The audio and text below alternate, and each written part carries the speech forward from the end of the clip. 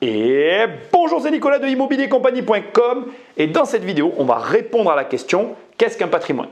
J'ai quelques recommandations à te faire avant d'attaquer. Premièrement, je ne vais pas pouvoir, malheureusement dans cette vidéo, approfondir chacune des notions que je vais utiliser pour justement t'aider à comprendre la nature et comment fonctionnent les patrimoines. Mais si tu fais des recherches, tu trouveras par toi-même tous les éléments que je t'explique ou alors soit tu suis une formation ou tu achètes des livres sur le sujet, tu as les miennes sur immobiliercompagnie.com et tu as plein de personnes qui te proposent tout ce qu'il faut. Je ne suis pas inquiet. Normalement sur Internet, d'une façon ou d'une autre, tu trouveras les réponses à tes questions. Autre élément extrêmement important avant qu'on attaque et que je crois que je vais te saouler et te le répéter tout le long de la vidéo, un patrimoine, c'est avant tout quelque chose de très singulier. C'est lié à ta personne, à ma personne. Finalement, c'est lié à l'individualité de chacun. Donc malheureusement, là encore, tu le comprends très bien, je ne te connais pas suffisamment pour parler de toi. Donc je vais essayer de te donner des outils généraux, des outils classiques pour comprendre les fonctionnements du patrimoine. Mais tu devras adapter et interpréter tout ce que je vais te dire à ta propre situation. Je ne peux pas faire plus. On est d'accord? Donc sans plus de transition, on attaque cette formation gratuite sur qu'est-ce qu'un patrimoine. On commence avec le point central. Ce sans quoi rien de tout ça n'existe, eh bien, à qui il appartient. Et le qui, ça se traduit par une personne, un groupement de personnes qui peut être une famille ou des personnes qui se mettent ensemble pour se constituer un patrimoine, des structures juridiques qui, elles, sont liées finalement au pays ou au lieu dans lequel tu décides de commencer ou d'initier la construction d'un patrimoine. Donc, on commence à peine que déjà tu comprends que patrimoine, d'une façon ou d'une autre, est lié à fiscalité. Je te le dis tout de suite, je ne parlerai pas de la fiscalité, mais tout le long, il va y avoir des liens, bien évidemment, avec elle, puisque qui dit patrimoine, dit fiscalité. Par contre, si le patrimoine est lié à la fiscalité, le fait d'avoir un patrimoine n'est lié à rien. Ce que ça veut dire, c'est quoi? Ça veut dire que toi qui regardes la vidéo, si tu n'as pas d'argent, tu es issu d'une famille qui n'a pas d'argent, tu es dans un endroit où tu n'as aucune ressource, bref, tu n'as vraiment rien. Dès l'instant que tu décides de commencer à vouloir te constituer un patrimoine et que tu te trouves dans un lieu, dans un endroit qui te rend la démarche possible, alors tu peux le faire. Question, qu'est-ce qui fait qu'un lieu ou un endroit va permettre la démarche possible? Eh bien, c'est très simple. Le cadre juridique qui va venir entourer le fait de posséder un patrimoine. L'exemple le plus simple pour que tu comprennes mes propos, c'est l'immobilier. En France, on a un cadastre et des notaires qui encadrent le droit de la propriété. Et ce droit, comme il est encadré, il attribue à chacune des personnes qui passent un acte, donc qui réalisent un acte d'achat immobilier, ça convertit immédiatement, ça transfère la propriété d'une personne à une autre. On a du coup une traçabilité et on est en capacité de dire telle personne, donc moi par exemple, parce que moi j'ai acheté de l'immobilier, a acheté tel bien à tel endroit à telle date. Voilà un acte notarié, parce que petite parenthèse, comment on appelle, les titres de propriété en France n'existent pas, on a des actes notariés chez nous. Un acte notarié atteste de la véracité de ma propriété, du fait que j'ai bien acheté ce bien et à partir de là, j'ai commencé à me constituer un patrimoine. Même si tu achètes un garage à 5 000 € je ne sais où, au fin fond d'un village paumé, à partir du moment où tu as un acte qui atteste de la possession de ce bien, tu commences à te constituer un patrimoine. Et tu vas voir qu'un patrimoine, ça n'est absolument pas que de l'immobilier, c'est tout un tas de choses. Bref, pour pouvoir avoir un patrimoine, il faut donc une personne qui veuille s'en constituer un lieu qui permette de retracer la propriété, donc un état de droit qui confère des droits à la propriété des personnes qui possèdent tel ou tel actif, ou passif d'ailleurs. Et enfin, bien évidemment, s'organiser autour de ce patrimoine pour l'entretenir et le faire grossir. Mais ça, on en parlera plus loin dans la vidéo. Quand tu réunis ces trois éléments, et que tu comprends que tout le monde peut le faire, eh bien c'est parti, on se constitue un patrimoine. Mais attention, le patrimoine se constitue maintenant de deux éléments principaux qui se subdivisent en trois catégories. On va commencer par les deux éléments principaux. Des biens mobiliers et des biens immobiliers.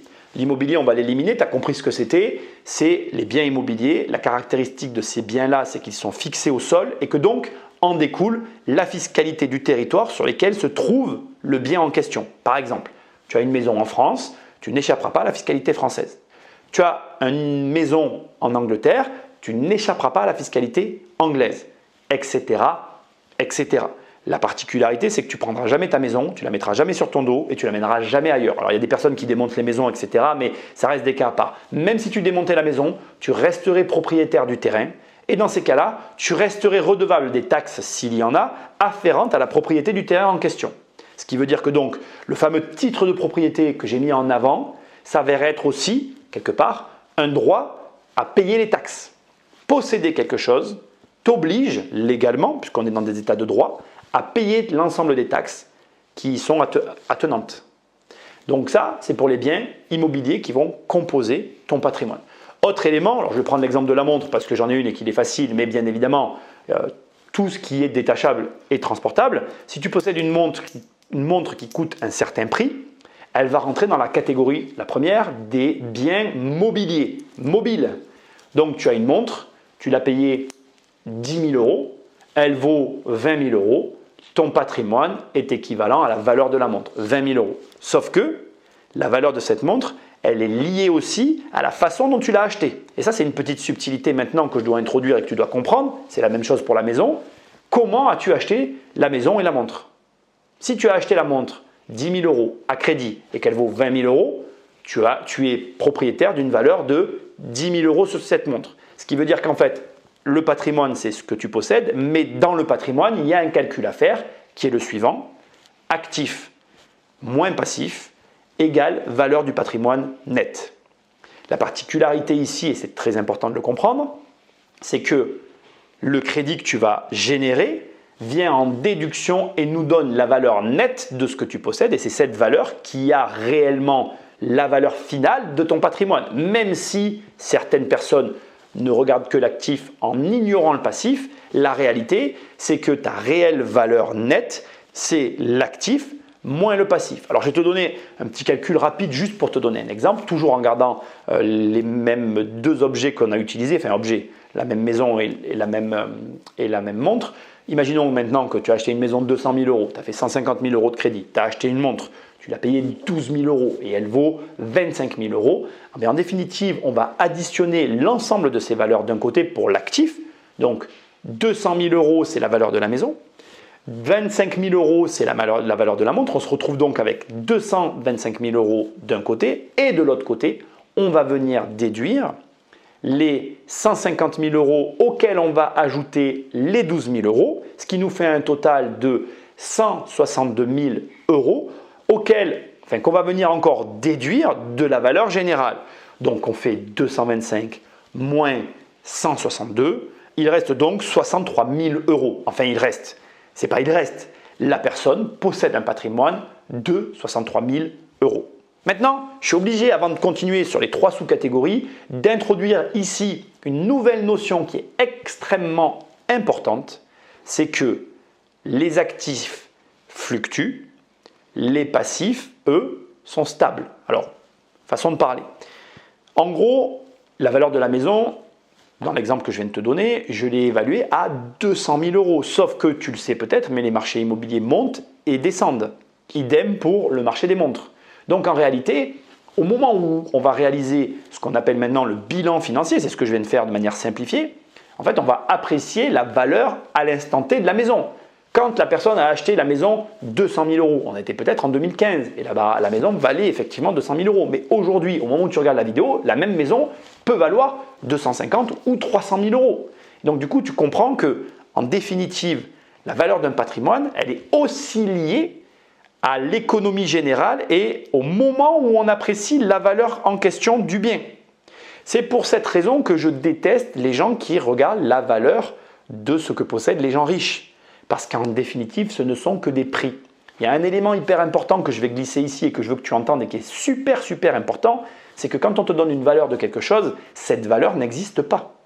La seule valeur qui existe, c'est la valeur qui est payée réellement.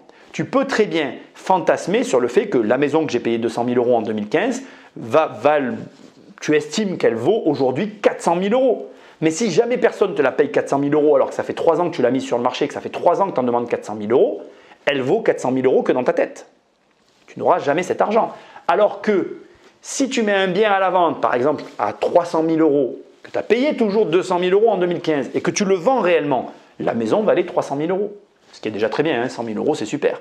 Mais ici, je m'en profite pour t'introduire cette notion de les valeurs que tu vois et que tu entends des sociétés, etc., n'existent pas tant qu'elles ne sont pas payées. On peut te dire que tel richissime homme d'affaires est évalué à une valeur de 3 milliards, mais la vérité, qui est dérangeante d'ailleurs, c'est que premièrement, il n'y a pas beaucoup de gens qui peuvent payer des sociétés à plusieurs milliards, donc ça ne reste que des valorisations théoriques.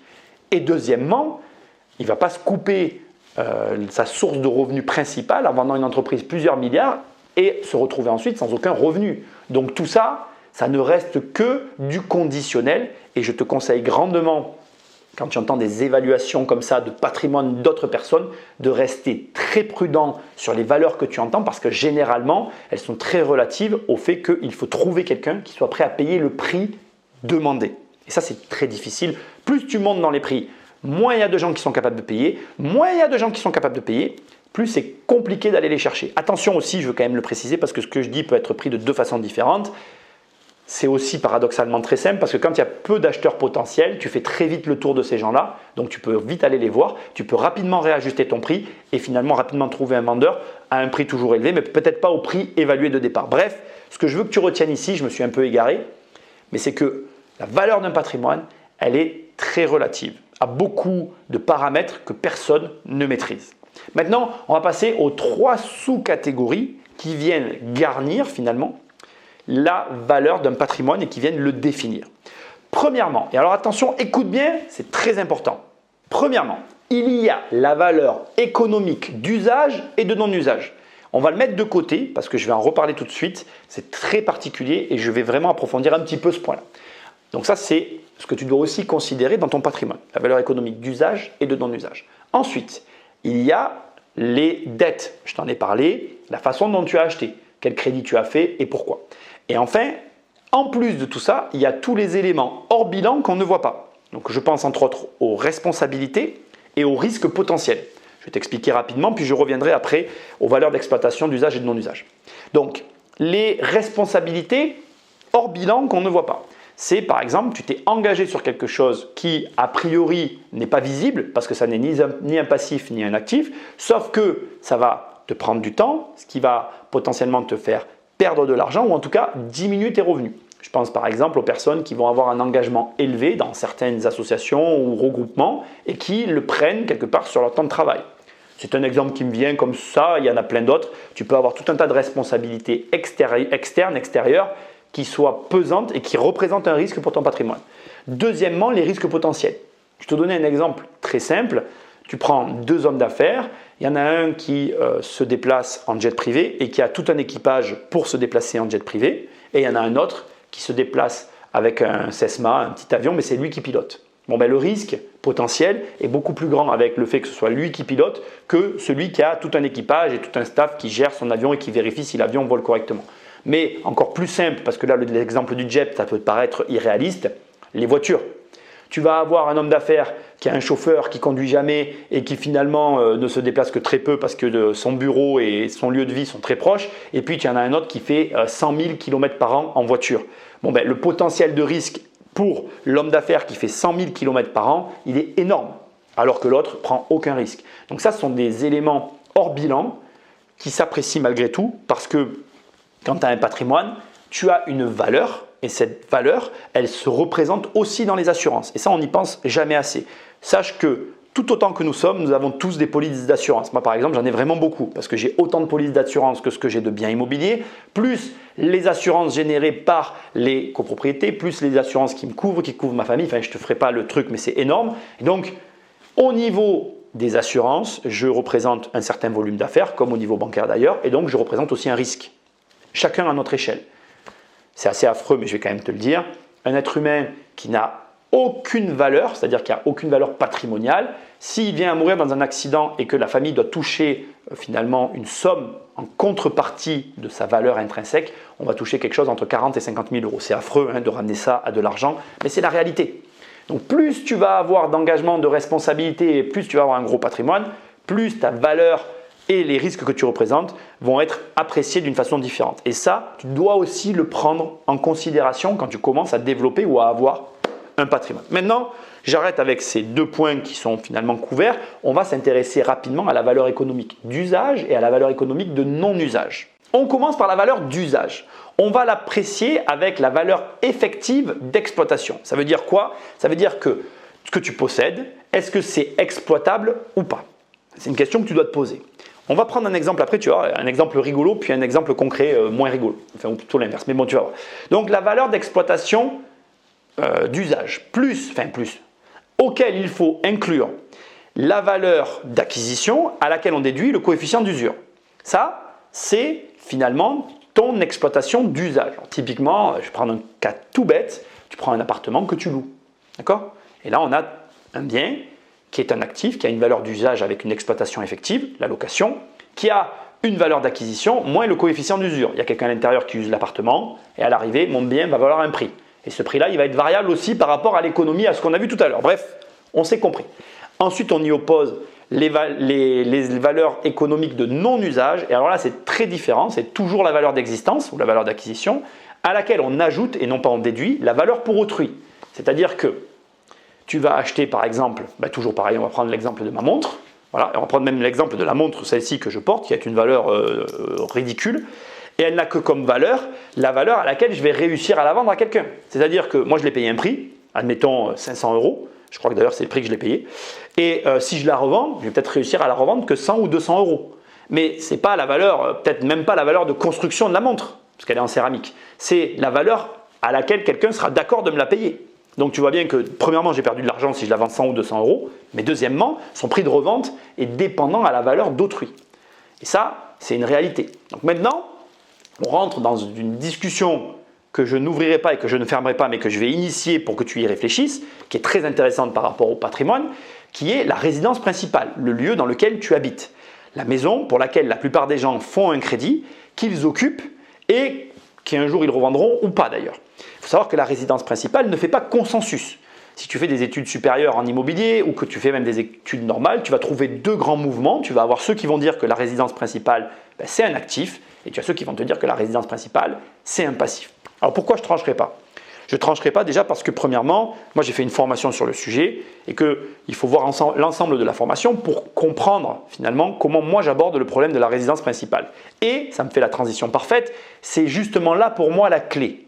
Pour moi, il n'est pas question ni d'actif ni de passif. Il est question simplement de la manière dont tu abordes ce problème. Et là où je vais reconnaître qu'il y a un problème, c'est qu'effectivement, la résidence principale va rentrer dans les deux cases de la catégorie que je viens d'évoquer, à savoir la valeur économique d'usage et de non-usage. Je m'explique.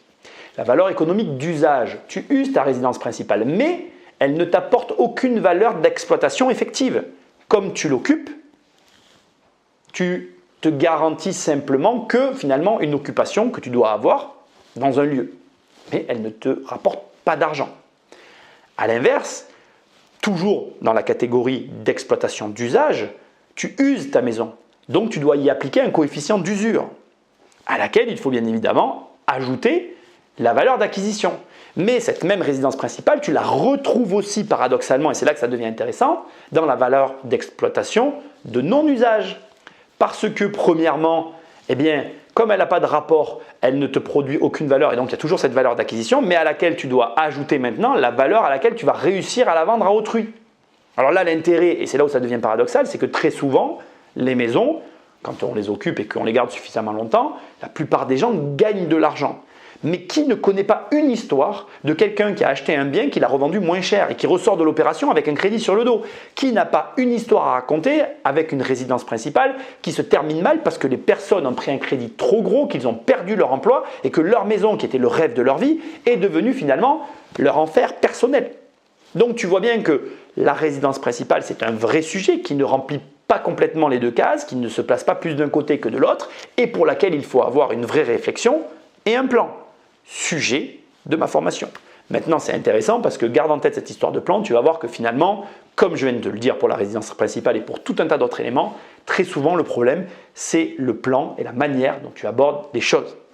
Enfin bref, toujours est-il qu'à partir de là, avec tout ce que tu viens d'entendre sur le patrimoine, on vient toi et moi de définir ce qu'était un patrimoine. Sauf que il est nécessaire à ce stade d'aller plus loin sur la notion d'actif et de passif. Parce que maintenant qu'on a compris qu'est-ce qu'un patrimoine et comment ça s'articule, on va aller tous les deux au tableau et on va voir point par point ce qu'on peut ranger dans la catégorie des actifs, ce qu'on peut ranger dans la catégorie des passifs. Et on va essayer de comprendre maintenant comment on arrive, d'ailleurs tous autant que nous sommes, à se constituer un patrimoine. Allez, viens, on y va. Donc, on va attaquer ici avec la loupe, la mise en exergue finalement de l'actif et du passif. On va plus s'engager, plus regarder avec précision finalement qu'est-ce qu'il y a dans la colonne de l'actif et qu'est-ce qu'il y a dans la colonne du passif. Donc, je vais te faire ici la colonne de l'actif, te faire ici la colonne du passif et on va voir point par point les différents types de biens, d'éléments qu'on peut garnir dans une colonne d'actifs et les passifs qui vont avec. Très souvent, et tu vas le voir, en définitive, il y a un actif qui se marie avec un passif. Alors le premier exemple, qui est de loin le plus simple, c'est l'immobilier. L'immobilier, je l'ai mal écrit, tu m'en veux pas, il va très souvent de pair avec un crédit immo. Ce sont des crédits qui sont faits pour être avec de l'immobilier. D'ailleurs, quand tu vas voir ton banquier, tu lui demandes un prêt immobilier. Et donc, le prêt immobilier est à destination, bien évidemment, du bien que tu veux acheter. Très souvent, c'est pour ça qu'il y a un ensemble de papiers. Parce que dans le crédit immobilier, il y a ce qu'on va avoir, on va appeler des garanties, au travers d'hypothèques et autres mécanismes. Et ces garanties sont prises sur le bien que tu achètes. Il y a des subtilités juridiques, on en parlera un petit peu après. Mais ici, mon but, ce n'est pas de t'expliquer comment gruger tel ou tel organisme. Donc maintenant, on passe à des actifs moins courants, donc des parts de société. Alors pourquoi je précise des parts donc, de société? Parce que quand tu possèdes une entreprise, tu possèdes des parts de société avant tout. Et tu vas avoir de lié à ça des crédits dédiés aux entreprises. D'ailleurs, pour ce type de crédit, tu as des conseillers pros.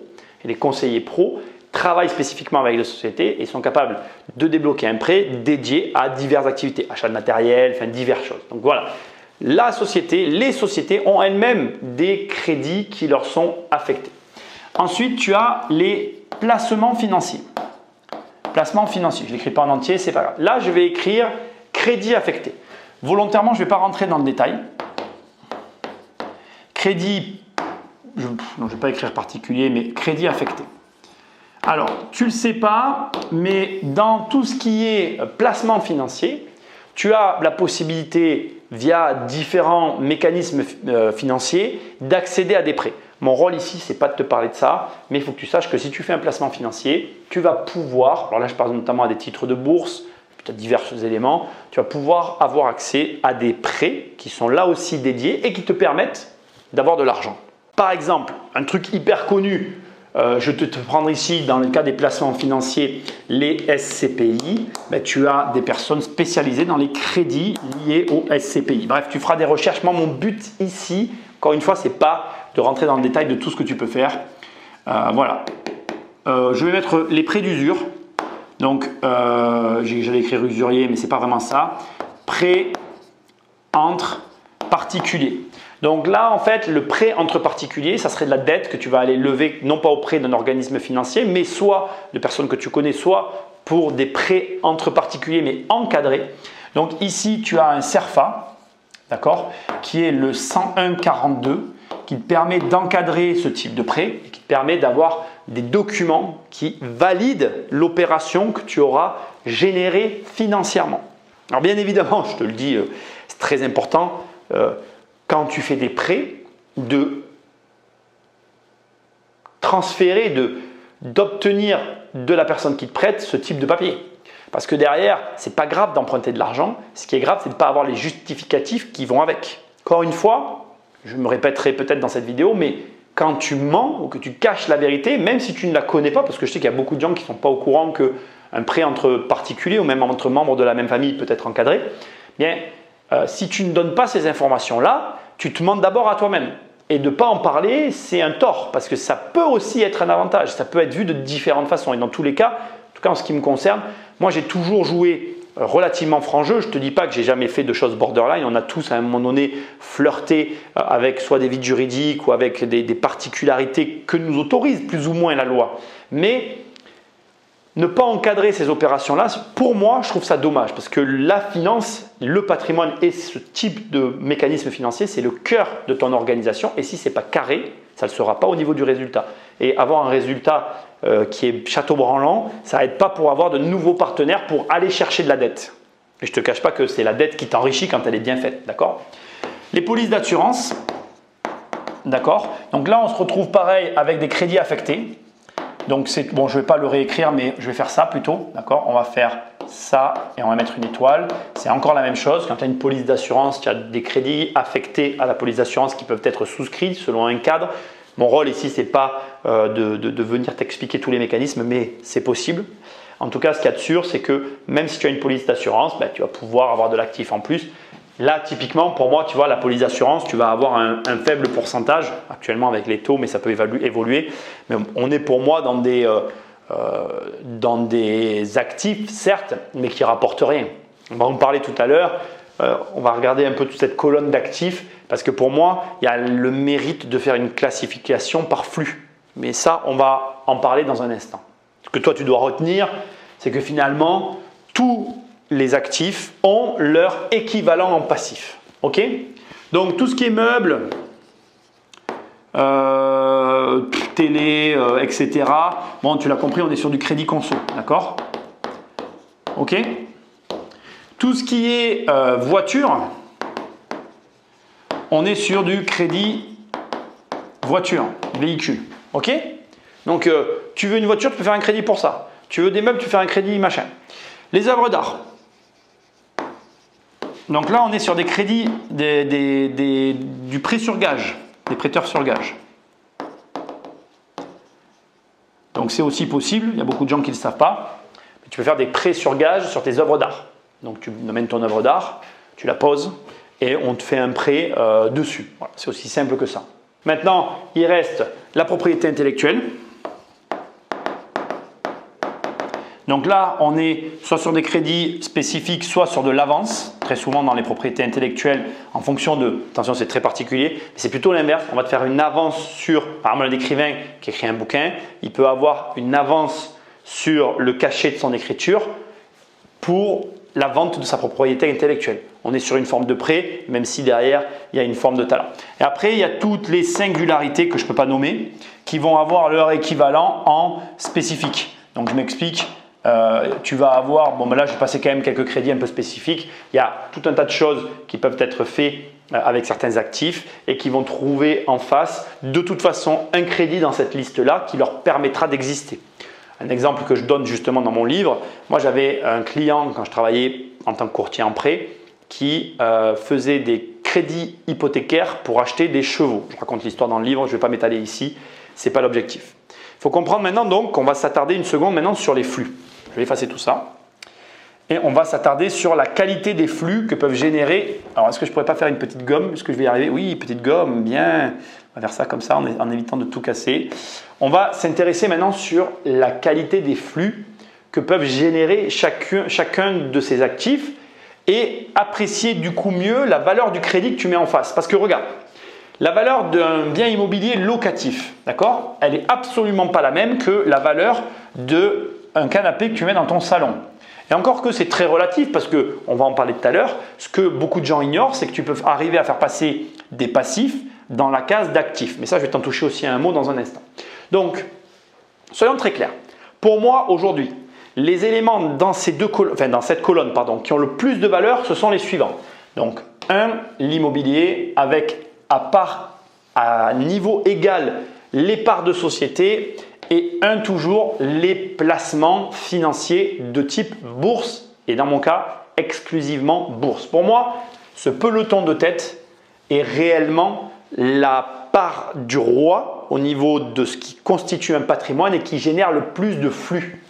On est bien d'accord? Donc ça se traduit comment? Un flux, c'est quoi? C'est tu reçois de l'argent, donc tu achètes un actif, tu fais un crédit, tu reçois de l'argent et normalement le flux, c'est On va prendre le loyer parce que c'est ce que je connais. J'encaisse 2000 € de loyer et j'ai 500 € de crédit. D'accord? Là, j'ai une opération à 1500 € dans ma poche, in the pocket. Donc, tu vois bien que là, dans ces conditions, avoir un crédit n'est absolument pas un problème. C'est même plutôt conseillé.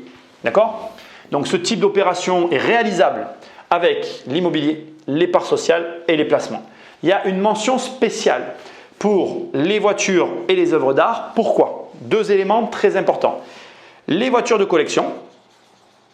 Donc, on est plutôt dans l'œuvre d'art, mais je le mets quand même dans les voitures parce que bon, voilà. Et les œuvres d'art parce que dans l'art, tu peux gagner énormément d'argent, sauf ici, il y a un bémol, c'est qu'il faut déjà avoir de l'argent pour y aller. C'est plutôt conseillé. Si tu veux gagner de l'argent avec les œuvres d'art, il vaut mieux avoir déjà de l'argent. Et il y a un autre élément très important, qui est quand même un paradoxe. Si tu fais de l'art pour gagner de l'argent, tu n'en gagneras pas. Il vaut mieux faire de l'art en n'attendant rien de l'art et en appréciant l'art à sa juste valeur. Et c'est comme ça que tu vas arriver à gagner de l'argent. C'est pareil pour les voitures de collection. C'est-à-dire qu'ici, on ne doit pas être drivé par l'argent, mais par la passion. Si tu arrives à faire ces activités-là, voitures de collection et œuvres d'art par passion, là, tu gagneras de l'argent.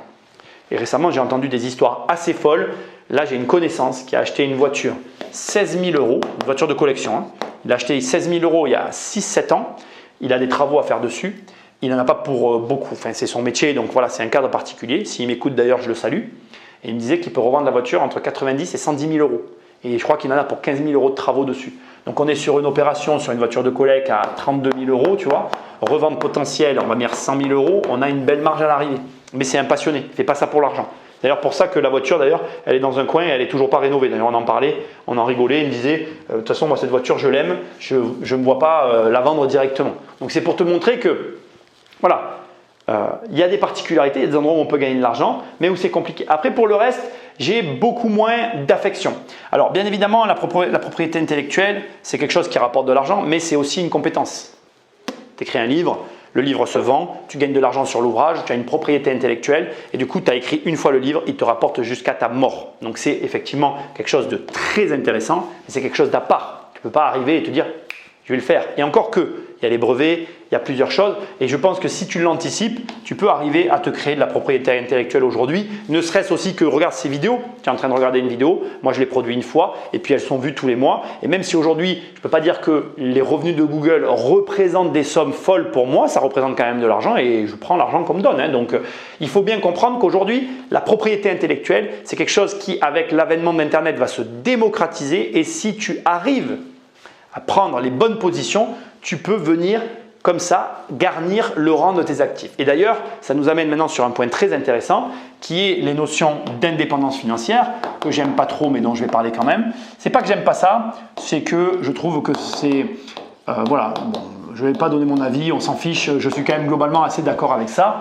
L'indépendance financière, c'est un mouvement qui consiste à prendre justement ce fameux bilan financier et donc à prendre un patrimoine et à dire la chose suivante, ok, moi je veux devenir indépendant financièrement, je n'ai pas d'argent, voilà ce que je vais faire, je vais ici garnir le rang de mes actifs de plein de petits revenus, donc par exemple un site internet qui va faire du e-commerce, d'accord, donc là on va considérer que c'est de l'entreprise, voilà. Après on va faire de l'immobilier à la hauteur de ce qu'on peut faire, donc on va considérer ici que c'est de l'investissement, ensuite on va faire de la bourse avec des dividendes à la hauteur de ce qu'on peut faire, on est toujours dans l'investissement.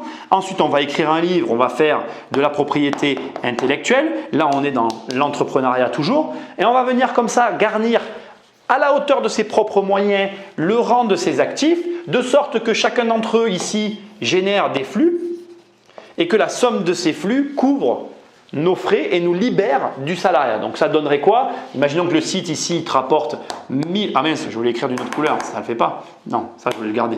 Ici, tu te dis ton site, il rapporte net dans ta poche 1000 € par mois. Tes investissements, ils te rapportent dans ta poche net 1000 € par mois. Ta bourse, elle te rapporte net 1000 € par mois. Et ta propriété intellectuelle, elle te rapporte, elle est un peu moins parce que ça c'est plus difficile, 500 € par mois. Bon, tu vois bien qu'en net, ici, la personne, elle va générer en flux 3500 € par mois et que ici, on se retrouve avec finalement un revenu qui est cohérent pour les personnes qui cherchent à gagner de l'argent. Attention, j'ai fait un calcul d'apothicaire parce que bien évidemment, et c'est là où on voit les travers de certaines personnes qui essayent de te vendre leur méthodologie en oubliant de te parler de la colonne du passif.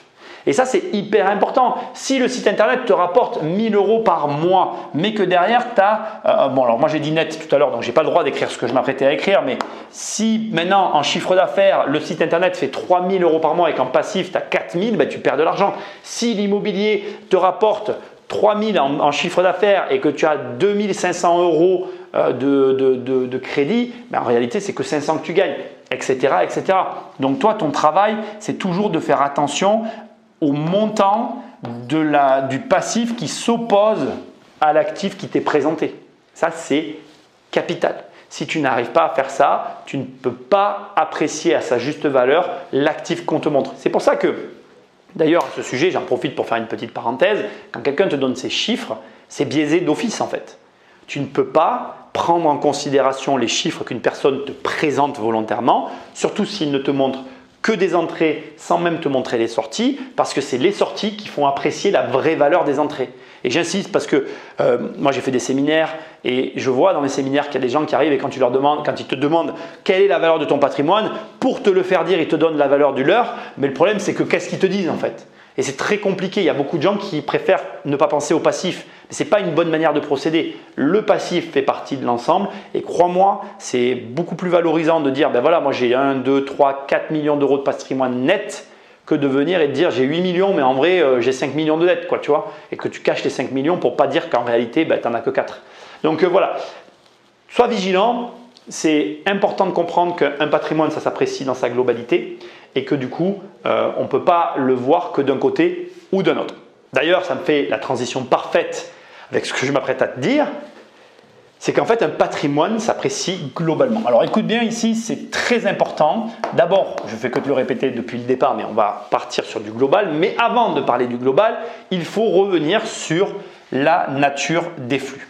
Alors regarde bien, c'est important. Par exemple, ton flux de société, ici, il est très relatif à la vie et l'existence de l'entreprise. Si par exemple ici tu es salarié, pour moi, le flux n'a pas du tout la même valeur que l'immobilier. J'ai fait une vidéo sur la chaîne, si jamais ça t'intéresse, où j'explique qu'en fait, pour moi, en quoi c'est ma vision des choses, 200 € de salaire, donc si tu prends la valeur de 200 € de salaire, ça équivaut, plutôt c'est d'ailleurs l'inverse que j'ai fait, d'ailleurs tu vois je me trompe moi-même, c'est 2000 € de salaire, ça équivaut pour moi à 200 € de rente. Je ne vais pas répéter ce que j'ai déjà expliqué, tu regarderas la vidéo, je te mettrai un lien, mais en gros pour moi, en fait quand tu arrives à avoir 200 € de rente, tu gagnes beaucoup plus d'argent ici que là. Pourquoi? Parce qu'il faut opposer ça au temps que tu dépenses pour obtenir déjà cet argent, premièrement, et ensuite aux garanties qu'il y a derrière. C'est-à-dire que la rente, elle cache une garantie derrière qui est la valeur du bien si c'est un bien immobilier ou la valeur de l'action si c'est une action, etc. Alors que là, derrière, il n'y a rien. Si c'est un salaire, il y a ton patron. Donc ça veut dire que s'il te licencie, tu perds tout de suite ton argent. Et tu vois bien que du coup, tu ne peux pas valoriser de la même manière un revenu de la rente comme un revenu du salaire. Donc ça, c'est vraiment très important de l'intégrer tout de suite parce qu'il vaut mieux que tu t'embêtes à travailler pour des petits salaires, mais qu'avec tu arrives à générer de la rente parce que du coup tu gagneras beaucoup plus d'argent que l'inverse. Ce que d'ailleurs la société t'incite à faire, c'est l'inverse. La société t'incite à travailler pour un salaire et à ne pas t'occuper des rentes. Ce qui est une énorme erreur, mais ça on en parlera à la fin de la vidéo. Ici, maintenant, ce sur quoi je veux t'amener, c'est qu'un patrimoine s'apprécie dans sa globalité. Comment ça marche? C'est-à-dire qu'un patrimoine, c'est la valeur des flux que tu possèdes, que tu vas additionner et qui vont donner ici un résultat que tu vas diviser par comment je vais faire, le nombre de x. Voilà, on va faire ça comme ça, sachant que n est égal à ça en fait. Donc ces x peuvent être infinis, hein. Tu peux en rajouter si tu as envie, hein. Si tu veux, il y a autant de x que tu veux en fait. C'est ça le principe d'ailleurs de l'indépendance financière, mais nous on ne va pas les considérer. Par exemple, imaginons, pour te donner des chiffres et que tu comprennes, imaginons que tu achètes un premier appartement à 14% de rentabilité. Puis tu achètes un deuxième appartement à 8% de rentabilité. On fait un calcul très simple, d'accord?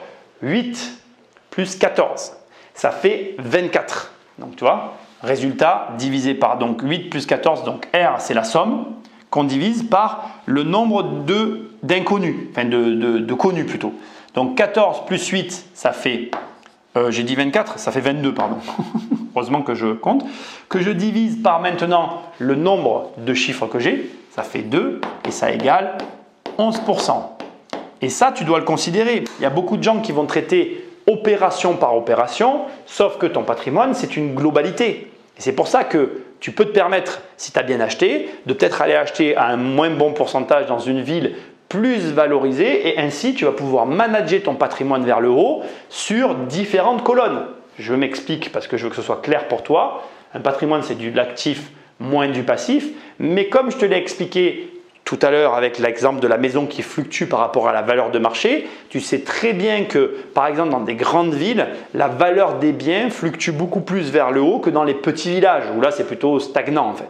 Et du coup, de faire une très belle opération dans un endroit où la valeur des biens va beaucoup moins varier parce que tu es dans des régions un peu éloignées, ça peut te permettre d'aller faire une opération moins rentable à 8% dans un endroit où là par contre tu vas récupérer la valeur et tu vas venir un petit peu rehausser la valeur générale de ton patrimoine. Et ce qui insinue que du coup, forcément pour moi, tu dois développer une stratégie globale et pas au coup par coup en fait. C'est comme ça que tu vas arriver à te constituer un patrimoine. J'espère que ça a été clair, j'espère que ça t'a donné matière à réfléchir, mais ce n'est pas terminé, j'ai encore des choses à te dire, allez viens, on continue.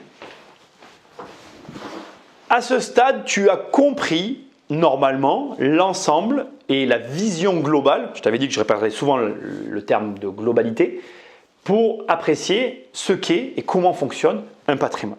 Je me répète, mais il paraît que c'est la base de l'apprentissage. Bien évidemment que les derniers termes que je viens de te donner avec le calcul sont essentiels. Un patrimoine s'apprécie dans sa globalité. Tu ne peux pas regarder que ce qui t'arrange ou ignorer certaines parties plutôt que d'autres. Tu dois être honnête avec toi-même. Comme j'aime le dire et que j'aime le répéter, quelqu'un qui ment, avant même de mentir à la personne à laquelle il croit mentir, il commence d'abord par se mentir à lui-même. Et en matière d'argent, je t'assure que se mentir à soi-même, c'est la pire des configurations. Si tu veux gagner de l'argent, si tu veux avoir de l'argent, tu dois être honnête avec toi-même. Ok? Donc maintenant, on passe au dernier point, enfin à l'avant-dernier point, parce qu'après on conclura, mais on va passer à un dernier point qui est capital et que je veux que tu gardes en tête, puisque maintenant qu'on a tout vu, tu pourrais te dire que la vidéo elle est terminée, sauf qu'il y a un détail primordial que tu ne peux pas éluder dans cette histoire et qui est trop souvent négligé, qui est pour moi le nerf de la guerre. C'est le fait d'anticiper ton patrimoine. Alors qu'est-ce que c'est que cette bête en fait, l'anticipation de patrimoine? Ça se décompose en deux grandes catégories. La première, c'est la gestion des flux. La deuxième, c'est la succession. Ça me paraît logique d'en parler et tu ne peux pas y échapper. On va commencer par la gestion des flux parce que c'est peut-être inattendu pour toi, mais on va quand même en toucher un mot et pas qu'un mot d'ailleurs. Comme tu l'as vu, tu vas garnir ton rang des actifs, tu vas garnir ton rang des passifs et le produit de tout ça va générer effectivement un total de valeur nette de patrimoine, mais aussi va générer des flux. Et ces flux, qui sont, comme je l'ai dit au début de la vidéo, la valeur d'exploitation d'usage et ou de non-usage, vont te permettre d'apprécier et d'anticiper finalement la constitution d'un patrimoine. Je vais te prendre un exemple et tu vas comprendre. Imaginons que tu génères en flux, donc on parle hors impôt et hors déduction des crédits et hors déduction de tout ce que tu aurais à déduire éventuellement dans les chiffres que je vais te donner, mais admettons que tu génères 250 000 € de revenus locatifs à l'année. Si tu génères 250 000 € de revenus locatifs à l'année, tous les 4 ans, tu as 1 million d'euros qui transitent sur tes comptes. Ce qui veut dire que cet objectif de 250 000 € de revenus fait de toi à coup sûr un millionnaire. Tu l'es déjà par la valeur nette de ton patrimoine, mais tu l'es aussi en plus par la valeur de tes flux. Ce qui veut dire que mathématiquement, d'une manière ou d'une autre, dans les 5 ans après avoir atteint ce seuil, tu as 1 million en cash sur tes comptes et tu as aussi 1 million qui est conservé dans la valeur de ton patrimoine. Mais le savoir, c'est bien, ça te gargarise, sauf que tu dois anticiper ces flux. Pourquoi? Parce que si tu as 1 million qui transite sur tes comptes à hauteur de 250 000 € par an, est-ce que tu penses sincèrement que tu vas les encaisser directement sur ta feuille d'impôt qui elle-même va te générer une taxation à 50%? Sûrement plus, mais je ne vais pas rentrer dans le détail. Tu comprends ce que je veux dire? L'anticipation patrimoniale, c'est la clé. C'est la clé de la réussite du projet global. Tu peux comprendre ce qu'est un patrimoine.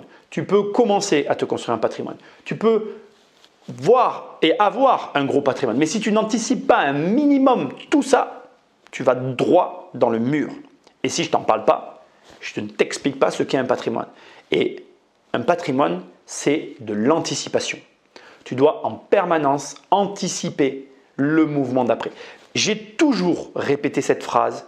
Quand j'ai mis le bras dedans, je ne peux plus le retirer. Quand tu es trop engagé dans la construction de quelque chose, te retirer, c'est une hérésie. Et ce que tu dois comprendre avec ce message, c'est que quand tu commences par exemple à faire de l'immobilier, tu rentres dans un espèce d'engrenage qui t'empêche d'arrêter. Pourquoi?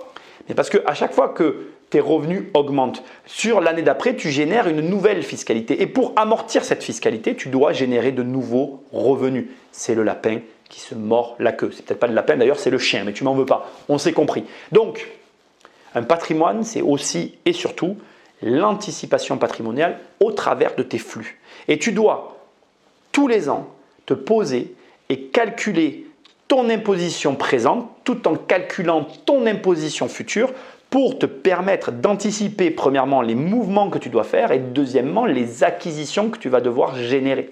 Parce que les mouvements, c'est peut-être vendre certains biens parce que tu es arrivé au terme et que tu dois les vendre. Et les acquisitions, c'est peut-être acheter de nouveaux biens pour venir absorber la perte fiscale et aussi générer peut-être des travaux avec de la déduction fiscale, enfin, etc., etc. Alors ici, je prends l'exemple de l'immobilier parce que tu l'as compris que c'est mon métier, mais ça s'adapte à tout. Et tu vas pouvoir, comme ça, prendre des décisions stratégiques pour anticiper tout ce qui va se présenter dans le patrimoine que tu es en train de te constituer. Ça, c'était le premier point. Maintenant, on passe au second qui est tout autant important, la succession. Parce que tu n'es pas sans savoir que quasiment dans tous les pays du monde, en tout cas dans tous les pays de droit, et comme je le répète dans cette vidéo depuis le départ, en fait, dès que tu crées un patrimoine, tu vas forcément être assujetti à de la fiscalité. Et dans tous les pays de droit qui te permettent de te construire un patrimoine, tu vas avoir en retour une fiscalité. Cette fiscalité, elle est plus ou moins forte au niveau des droits de succession. Juste pour te donner un exemple, là je m'adresse au gros patrimoine, mais je le dis quand même. En France, un gros patrimoine va perdre 40% de sa valeur d'une génération à l'autre. Ce qui veut dire que sur 2 générations, le patrimoine, s'il n'est pas anticipé, il perd 80% de sa valeur nette. C'est énorme. Ça veut dire que tu as 1 million d'euros. En 2 générations, tes petits-enfants se retrouvent avec 200 000 euros. Bon, pour moi, c'est du vol à l'état pur. Ça reste ma considération personnelle, surtout quand le patrimoine, tu l'as construit. Mais il y a d'autres personnes qui considèrent que les enfants n'ont pas à hériter comme ça d'un cadeau. C'est vrai que personne n'aime Noël sur cette planète. Je pense que d'ailleurs, on devrait arrêter Noël en fait. C'est une aberration ce truc. Ou alors, il faut qu'on m'explique comment on peut accepter de voler littéralement le travail de certaines autres personnes. Mais je ne vais pas rentrer dans ce débat. Ça ne reste que ma vision personnelle. Et néanmoins, je la précise ici. Au demeurant, je te rassure, et c'est pour ça que je t'en parle, c'est non seulement anticipable, mais tu dois le faire. Mais ensuite, tu dois t'y préparer et tu dois mettre en place des actions concrètes pour justement empêcher que ça arrive. C'est ton devoir. Tu ne peux pas laisser faire ça. Parce que tu vas donner de l'argent à un État fou qui le dépense n'importe comment. Les États ne devraient pas avoir cet argent. Ils n'en font rien de bon de toute façon. C'est mon opinion. Encore une fois, ça n'engage que moi. Mais je le dis. Donc ton devoir, ce n'est pas de donner de l'argent à des gens qui le dilapident n'importe comment, mais c'est de le donner aux bonnes personnes sous la forme qu'ils veulent. Et ça aussi, j'en profite pour te le glisser ici. J'ai mis très longtemps à le comprendre. Ne lègue pas, par exemple, un patrimoine immobilier à un enfant qui n'est pas capable de gérer. Ça n'a aucun sens. Ne lègue pas une entreprise à un enfant qui n'est pas capable de gérer. Ça n'a aucun sens. En fait, ne lègue rien à quelqu'un qui n'est pas capable de gérer. Tu as un double travail ici. Le premier, c'est de t'assurer que la personne à qui tu vas léguer est en capacité de gérer ce que tu t'apprêtes à lui léguer. Mais le second, c'est de lui léguer ce que la personne va utiliser au mieux. Et si tu dois lui léguer de l'argent, lègue-lui de l'argent. Ça fait râler parce que moi le premier, j'ai certains immeubles que j'espère conserver dans ma famille des générations et des générations, tellement j'ai eu du mal à les acheter, mais je reste complètement lucide. Malheureusement, peut-être que ma descendance ne sera pas en capacité de les garder. Et dans ces cas-là, je préfère vendre cet immeuble à une personne qui saura s'en occuper, plutôt que léguer l'immeuble à une personne qui non seulement va faire n'importe quoi avec, mais qui en plus va le dévaloriser à la clé, au final. Et ça, c'est carrément une ineptie. Donc, ça s'anticipe. Ça se prépare et je te rassure parce que je vois déjà la question arriver dans les commentaires. Quand tu commences à avoir des niveaux de revenus élevés, tu commences à avoir accès à des gens qui savent comment ça fonctionne et quand tu as accès à ces personnes-là, avec eux et grâce à eux, tu vas pouvoir bien préparer correctement la transmission de ton patrimoine. Et ça, c'est important de le considérer parce que l'anticipation patrimoniale, ça fait partie du patrimoine. Et non seulement ça fait partie du patrimoine, mais ça explique pourquoi certains arrivent à avoir de gros patrimoines et d'autres pas. Et pourquoi? Eh bien parce que certains s'occupent plus de leur patrimoine que d'autres. Et j'insiste, hein, toi qui me regardes, peu importe ta situation, tu peux te créer un patrimoine. Maintenant, on conclut avec les 3 raisons pour lesquelles tu n'arrives pas à avoir de patrimoine. Première raison, tu n'es pas capable de voir les opportunités. Tu n'es pas en capacité d'identifier ce qui va te rapporter beaucoup d'argent de ce qui ne va pas t'en rapporter. Alors, il y a plein d'exemples que j'ai à te donner, mais il y a des détails qu'il va falloir venir préciser. Le premier, et ça sera une petite histoire très courte que je vais te raconter, c'est par exemple acheter de l'immobilier. Il y a beaucoup de gens qui me disent encore aujourd'hui, c'est pas le moment, c'est trop cher. Mais ça fait 20 ans que je fais de l'immobilier et ça fait 20 ans que j'entends des gens qui me disent c'est trop cher. Sauf que ça fait 20 ans que j'achète de l'immobilier et aujourd'hui, quand les gens me disent encore c'est trop cher, moi je continue à acheter et après on me dit toi tu as eu de la chance. J'ai pas eu de chance en fait.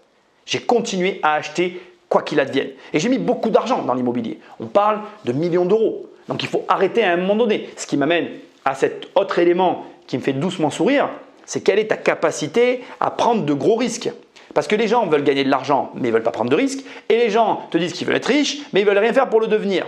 Et c'est quoi? Donc, 1, saisir des opportunités. Et 2, les saisir, ça ne veut pas dire « bon je ne mets pas d'apport ». Non, non, je mets tout ce que j'ai, je me mets à poil. Je ne compte plus le nombre de fois où j'ai vidé la totalité de mes comptes et je n'avais plus d'argent pour moi pour acheter je ne sais quel immeuble. Pose-toi les vraies questions. Mais on peut faire le parallèle avec le Bitcoin. Il y a plein de gens qui disent « oh, j'ai raté l'opportunité du Bitcoin ». Mais est-ce que tu aurais acheté pour 20, 30 ou 50 000 euros de Bitcoin au moment où personne n'en voulait? Parce que c'est ça le vrai fond du problème. Ça n'est pas que simplement « je ne vois pas les opportunités ». C'est aussi « je ne les vois pas, mais est-ce que si je les voyais, je serais capable de les saisir pleinement ?» Il n'est pas question que simplement de se dire « allez, je prends le coup, je vais acheter un petit appartement ». Non, je mets tout, all in. Je ne peux pas t'aider en fait. Tu es seul avec toi-même. Deuxième point. Alors celui-là, je vais un peu m'énerver là. Tu continues d'écouter ce que te racontent les uns et les autres. Et quand je dis les uns et les autres, on parle de tes parents, de tes professeurs, de la société, de tout ce qui conforte tes idées préconçues. Tu préfères croire dans le schéma de je passe des diplômes, j'obtiens un bon travail, avec un CDI, j'achète ma maison et à l'arrivée, j'aurai ma retraite qui sera donnée par l'État, que de croire ce que certains vendeurs de rêves, comme beaucoup les appellent, te proposent sur Internet. Mais à un moment donné, quand à 60 ans, tu n'auras pas une thune, il ne faudra pas venir pleurer parce qu'il y en a d'autres qui verront la belle vie au soleil. La vérité, c'est que tu le sais que ce schéma ne marche pas. Et plus on avance, plus les nouvelles générations voient bien qu'il y a un énorme problème. Ça n'est pas possible, dans n'importe quelle configuration que tu veux, de construire sa vie autour d'un salaire ridicule avec un crédit maison qui te bouffe je ne sais pas combien de pourcentage de tes revenus et de continuer de ramener la responsabilité de tout ça sur l'État parce qu'il ne fait pas son travail. Le problème, c'est que tu continues à croire en ces vieux schémas en t'y raccrochant comme une vieille dame à sa maison parce qu'elle s'imagine qu'en étant ici, elle sera mieux que dans un endroit récent ou je ne sais où. La vérité et notre problème à tous, c'est qu'on sous-estime notre capacité d'adaptabilité à différentes situations, mais surtout, c'est qu'on refuse de voir la réalité en face. Parce qu'on préfère se réconforter que l'ensemble des choix qu'on a fait depuis des années sont les bons choix et on n'a pas envie de reconnaître que dans tous les choix qu'on a fait, il y en a une grande partie qui sont des choix de merde. Mais je ne peux pas t'aider en fait. Je ne peux pas t'aider si tu continues à croire dans ces vieux schémas. Si tu n'as pas d'argent, tu dois arrêter et commencer par arrêter de croire à ce que te dit la société et tu dois commencer à envisager toutes les nouvelles opportunités, ça nous ramène au premier point, qui se présentent à nous aujourd'hui, dont Internet nous fait partie. Dont Internet fait partie. Excuse-moi, ma langue a fourché. Donc ça, il faut que tu l'intègres en fait. Et je ne peux rien faire. Je ne peux rien faire. Je peux rien faire. Il faut qu'à un moment donné, tu acceptes d'ouvrir les yeux. Tu acceptes que peut-être le mec dont tu dis que c'est un vendeur de rêve, oui, c'est peut-être un vendeur de rêve, je ne le remets pas en cause. Mais en attendant, lui, il est à un endroit où toi, tu n'es pas. Factuellement, ça, c'est devant tes yeux. Donc après, tu l'acceptes ou tu ne l'acceptes pas, ça c'est ton problème, mais il faut avoir le truc de se dire, je vais quand même essayer de voir ce qu'il a à me dire ce gars-là. Celui-là, celui-là, celui-là, puis après tu fais ton choix et tu avances. Mais tant que tu ne changes pas tes vieux schémas, ça veut dire que tu n'avances pas. Et moi, les personnes qui ne veulent pas avancer, je ne les aide pas à avancer. D'un âne, on n'en fera pas un cheval de course. Et je ne t'insulte pas en disant ça. Parce que le message que je te délivre ici, il est plein d'espoir. Je crois que tout le monde peut changer. Je sais que tout le monde a peur de changer. Au demeurant, j'ai vu des changements impressionnants avec des résultats à la clé tout autant impressionnants. Et je te souhaite de changer tes schémas pour changer tes résultats. Ça m'amène au troisième et dernier point. Celui-là, il va être très court, très simple et très rapide. Tu n'as pas de patrimoine parce que tu n'as pas de plan. Et je pense que cette vidéo te le montre et je suis convaincu que tu n'as pas de plan.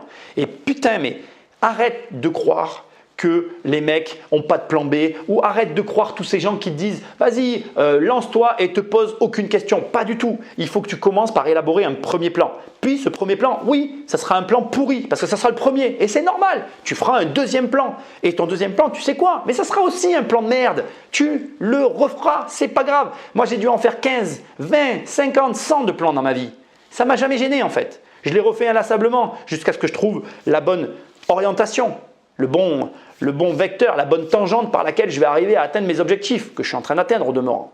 Mais c'est avec un plan que tu vas y arriver. Putain, je connais personne qui arrive et qui dit « Ah ben tiens, moi je suis devenu millionnaire par hasard, hein, bam, je suis sorti là, boum, ça m'est tombé dessus. » Et tant bien même, si ça existait, le mec qui est devenu millionnaire et que ça lui tombe dessus, il ne pourra pas reproduire le schéma parce qu'il n'a pas de plan. C'est la pire des configurations. Tout le monde la veut et je ne sais pas pourquoi, alors que si ça leur arrivait, ils seraient bien malheureux. Donc arrête, élabore un plan. Et même si c'est qu'un début de plan, un gribouillis de plan, le peu que tu auras dans les mains, ça suffit pour commencer.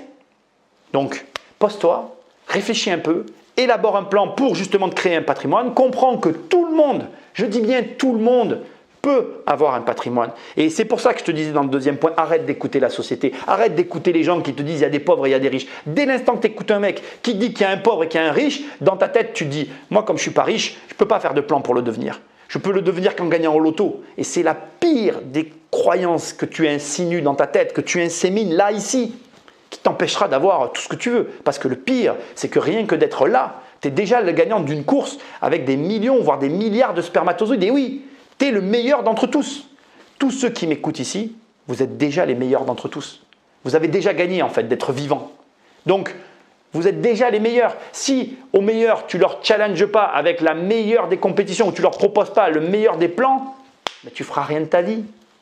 Et ça ne dépend que de toi. Ce n'est pas la faute de l'État, ce n'est pas la faute de tes parents, ce n'est pas la faute de ton voisin, ce n'est pas la faute de la télévision, ce n'est pas la faute de je ne sais pas qui. C'est que ta faute à toi. Donc à un moment donné, ouvre les yeux.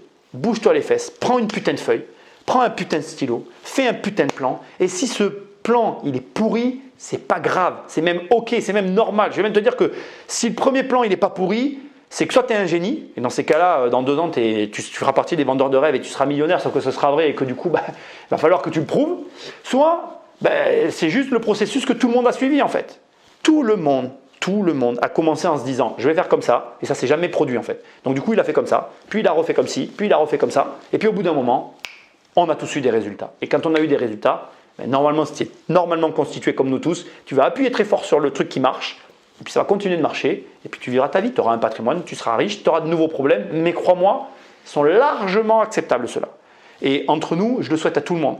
Tout le monde devrait au moins une fois dans sa vie essayer de se construire un patrimoine, essayer de devenir riche pour voir que ça n'est pas facile, que c'est possible, mais que si tu t'en donnes les moyens, tu peux atteindre des résultats inespérés. Je te remercie d'avoir écouté cette vidéo jusque-là. Laisse-moi un like, abonne-toi, va sur immobiliercompagnie.com pour suivre une formation si tu veux en savoir plus ou pour acheter un livre et en savoir plus aussi. Je te dis à très bientôt dans une prochaine vidéo. Salut!